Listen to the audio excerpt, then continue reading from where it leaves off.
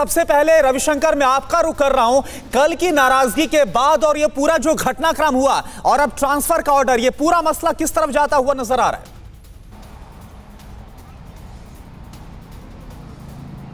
है? सरकार के बीच ये जो टक्कर है, ये चुनाव के बाद भी टक्कर ये चल रही है। कल पूरा दिन जो घटनाक्रम हमने देखा है, उसका रिएक्शन आप कह सकते हैं कि आलापन बंदोपाध्याय जो कि राज्य के मुख्य सचिव है, उनको दिल्ली बुलाया गया है। इमीडिएटली 31 मई के अंदर 10 बजे के अंदर उनको दिल्ली रिपोर्ट करना है। 3 महीने का एक्सटेंशन में वो थे, क्योंकि ज़्यादातर अभी देखा गया है ममता बनर्जी की सरकार में कोई भी ऐसे मुख्य सचिव है या तो फिर डीआईजी है या तो डीजी है, जो भी है जो ममता बनर्जी को प्यारी है, अगर उनका वहाँ पे रिटायरमेंट हो जाता है तो ममता बनर्जी कोई कमेटी तैयार करके उनको बिठा देते हैं। क्यों?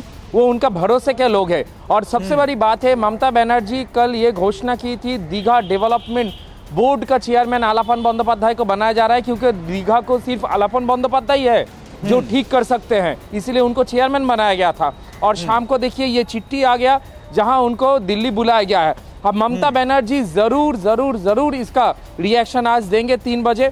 और ऐसा भी हो सकता है सरकार के तरफ से सुप्रीम कोर्ट या तो हाई कोर्ट में इसका केस दाखिल किया जाए कि ऐसा इंडिपेंडेंस के बाद भारतवर्ष में पश्चिम बंगाल का इतिहास में पहली बार हुआ है कोई चीफ सेक्रेटरी है जिनका जॉब अभी चल रहा है, उनको ऐसे दिल्ली बुलाया गया है। ठीक है, तो टीएमसी की तरफ से कड़े रिएक्शन आने शुरू भी हो गए और आज 3 बजे का इंतजार होगा कि ममता बनर्जी की तरफ से क्या जवाब मिलता है। बने रहिए आप हमारे साथ। इन सब के बीच एक और बड़ी खबर का हम रुख कर रहे हैं, इसी पूरे मसले पर है। पश्चिम बंगाल के मुख्य सचिव का दिल्ली ट्रांसफर कर दिया गया है। यह हम आपको बता रहे हैं। सोमवार सुबह 10 बजे तक रिपोर्ट करने के लिए कहा गया है। केंद्र ने मुख्य सचिव अल्पन बंदोपाध्याय को दिल्ली बुलाया है। 31 मई को दिल्ली में डीओपीटी में रिपोर्ट करने के लिए कहा गया है। कल प्रधानमंत्री मोदी की बैठक में देरी से पहुंचे थे मुख्य सचिव। सीएम ममता बनर्जी के साथ 30 मिनट की देरी से पहुंचे थे मुख्य सचिव अल्पन बंदोपाध्याय। और इसके बाद ये देखिए, ये ऑर्डर जारी किया गया, ट्रांसफर का ऑर्डर, एक्शन लिया गया और कहा गया कि 31 मई सुबह 10 बजे तक आपको रिपोर्ट करना है। लेकिन ये मामला अब और ज्यादा खींचतान की तरफ बढ़ता हुआ नजर आ रहा है। आमोद राय हमारे पॉलिटिकल एडिटर भी लाइव जुड़े हुए हैं। आमोद, सेंटर की तरफ से एक्शन ले लिया गया है, सोमवार की सुबह 10 बजे तक रिपोर्ट करने के लिए कहा गया है। लेकिन क्या ये मामला इतना आसान लगता है? क्योंकि इससे पहले भी हमने देखा था आईपीएस के मसले पर, जब 3 का ट्रांसफर किया गया था, लेकिन अभी भी वो बंगाल में सर्व कर रहे हैं, उनकी ज्वाइनिंग नहीं की गई। निश्चित तौर पे करुणा, आप बिल्कुल सही कह रहे हैं। चूंकि ये मसला केंद्र और राज्य के बीच का है और जो भी आईएएस या आईपीएस भले ही वो केंद्रीय अधिकारी होता है, लेकिन राज्य में उसका बॉस मुख्यमंत्री होता है। लिहाजा ममता बनर्जी जो कहेंगी वही वहाँ उनको करना होता है। इसी तरह से आप समझिए कि जैसे अल्पन बंदोपाध्याय नहीं गए, बैठक में लेट पहुँचे हैं, उसके बाद उनको अगर पनिश किया गया है तो उनका प्राथमिक बॉस ममता बनर्जी हैं। जब तक वो आदेश उनको नहीं देती तब तक वो नहीं जा सकते।